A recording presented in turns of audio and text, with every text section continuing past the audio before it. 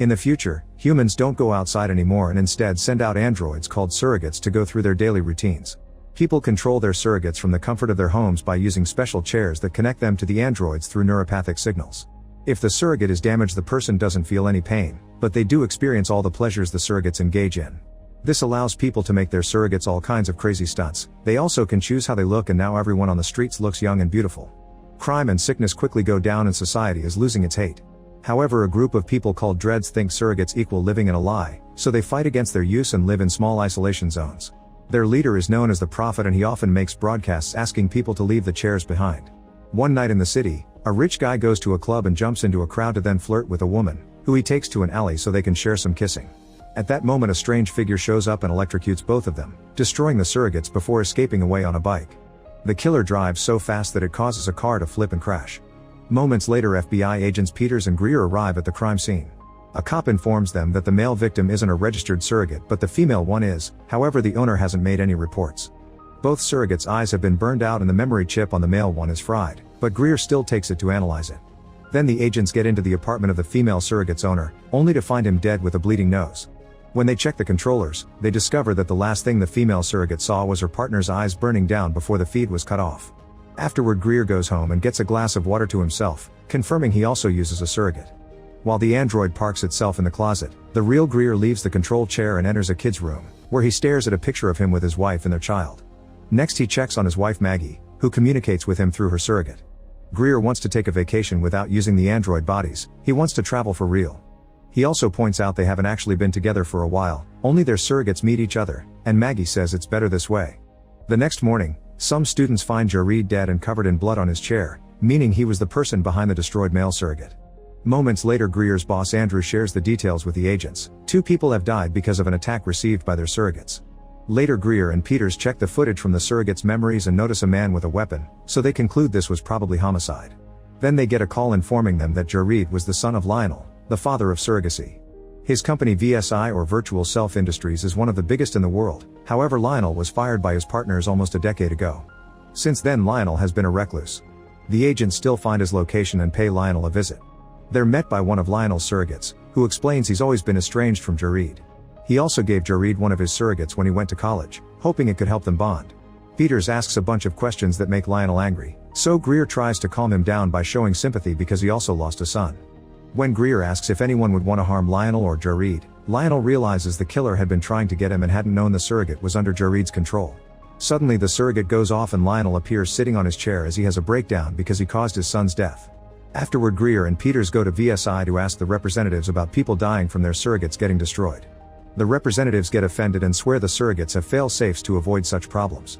Next, the agents show the fried chip to an engineer, who inspects it and explains the only thing that could cause that is getting all the circuits fried at once. He also shows them that recently they received a truck of surrogates from the military with their optics and identity chips missing. The agents then go to a military camp, where a bunch of surrogate soldiers use the surrogates to fight in a war far away. When a surrogate is destroyed by a shot, the human controlling it just comes back in with a new one. A colonel tells the agents that the weapons used by the military can't affect the people controlling them. He also reveals that the military removes certain parts to keep for analysis.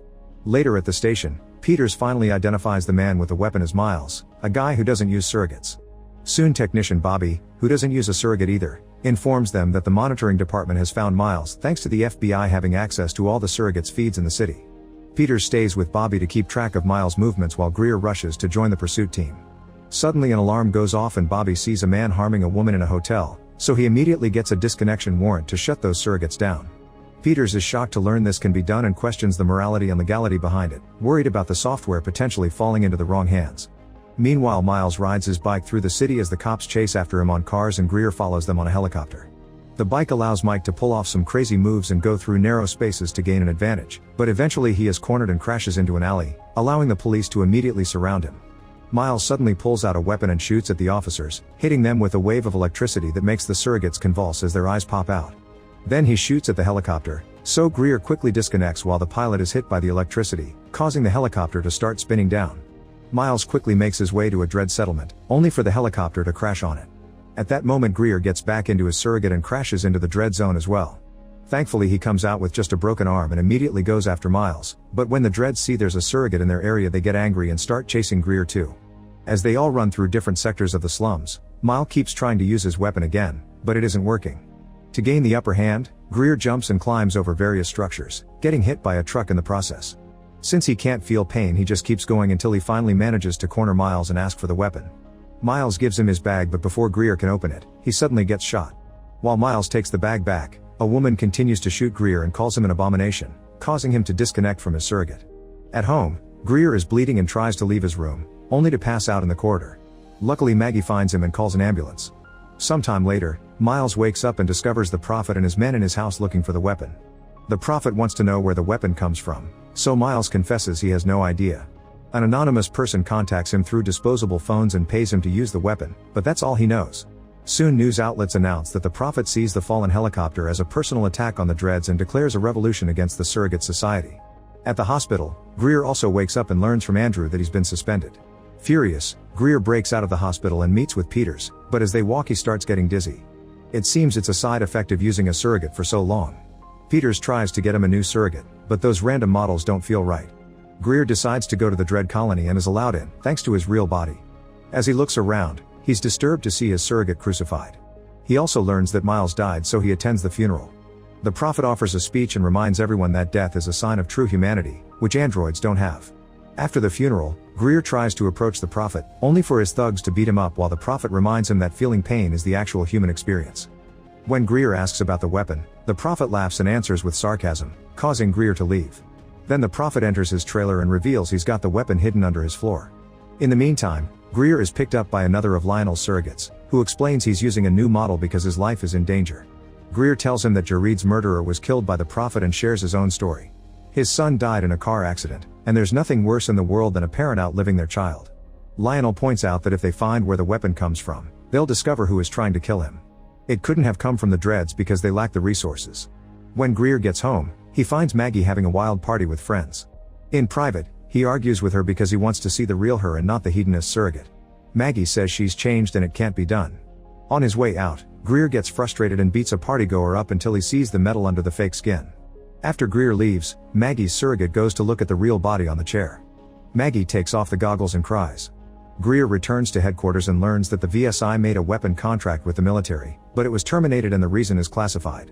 In the evening, a surrogate breaks into Peter's home to check all her chair recordings and learns about Bobby's software that can shut down all the surrogates. Then he shoots Peter several times before taking her system and connecting it to a new person. At headquarters, Peter's surrogate is ready to act. The next day Greer meets with the colonel again and shows him a picture of the weapon. The colonel admits that's the weapon the military commissioned, but all prototypes were supposedly destroyed after they discovered they were killing the people behind the surrogates too. When Greer informs him that the Dreads have the weapon, the colonel announces the military will be in charge of getting it back. At the Dread zone, the Prophet gives the weapon to his men and orders them to give it to Peters.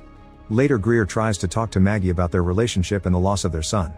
Maggie gets frustrated and points out she's only alive today thanks to the surrogate providing an escape from real life. When Greer insists on trying to discuss the matter, Maggie logs out of her surrogate and the real her takes some medicine. Soon the military is invading the Dread zone to retrieve the weapon. As the locals panic and run to hide, the Prophet and his men try to escape, only to be cornered by the soldiers. Both sides immediately open fire, but the military has more men and weapons, so the Prophet's group is quickly overpowered. The Prophet gets shot in the process, and when the soldiers approach him, they're shocked to see he's a surrogate. It turns out Lionel has been controlling the Prophet all along. Meanwhile Greer meets with Peters, who tells him Miles had been hired by Andrew to kill Lionel. Greer immediately goes to the headquarters to confront Andrew, deducing that the VSI gave him the weapon to kill Lionel for his anti-surrogate movement. When Andrew looks away, Greer stabs him in the back of the head, causing the surrogate to shut down. Then Greer checks Andrew's computer and downloads all the information related to the conspiracy. As Greer leaves the building, the real Andrew calls the other agents and tells them to arrest Greer for assault. Afterward Greer meets with Peters in her car, still not suspecting a new person is behind the surrogate.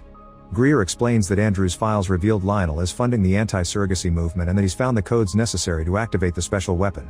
Peters calls headquarters to tell them where to find Greer, and suddenly a truck hits them, sending the car off the road. As Peters walks away with the weapon and the access codes, Greer goes after her and a brutal chase begins that causes many accidents and lots of destruction on the streets. Peters' surrogate body allows her to dodge it with amazing jumps, and Greer ends up crashing into a store, so Peters gets to escape. Soon a bunch of FBI agents show up looking for Greer, so he hides and sneaks around to steal a car. Then he calls Bobby and asks him to shut Peters' surrogate down, but it's too late. Peters got to him first and handcuffed Bobby. Now Peters is trying to access the entire surrogate network. At that moment Andrew finds her and tries making her see reason, only to learn Lionel is controlling her. A desperate Andrew tries to convince Lionel that surrogates are good for humanity, but Lionel wants people to live like actual humans and fires the weapon to kill Andrew as revenge for his son's death. Next Peters starts uploading a virus to the surrogate network, intending to kill every person using one. Moments later Greer breaks into Lionel's house and shoots the surrogate guards to force his way inside. He searches the house and eventually finds a hidden door that he goes through, finding a room filled with surrogates, including the Prophet and Peter's killer. Lionel is in a wheelchair pointing a gun at Greer and explains that people inside surrogates are already dead anyway, so he's doing humanity a favor. The computer announces the virus upload is done, so a satisfied Lionel self-deletes with a chemical compound. Then Greer takes Lionel off the chair and connects to Peter's surrogate. He immediately calls Bobby, who gives him instructions on how to stop the virus. With only 1 second left, Greer manages to interrupt the transmission and saves all the human users, but the virus still reaches the surrogates and is about to destroy them all. Bobby wants to teach Greer how to stop that too, however Greer allows it to go on so the world can be free from the surrogates. As the virus goes active, an FBI agent arrives and shoots Peter's surrogate. Soon surrogates all over the world shut down and start falling, filling the streets and buildings with lifeless robots. Greer leaves Lionel's house and watches how people are coming out feeling woozy and confused. Once he makes it home, Greer finally gets to hug the real Maggie again. The news announced surrogates don't work anymore, but no person got hurt, so now humanity has to get used to living again. Make sure to subscribe and turn on notifications so you can watch more videos like this. Thanks for watching.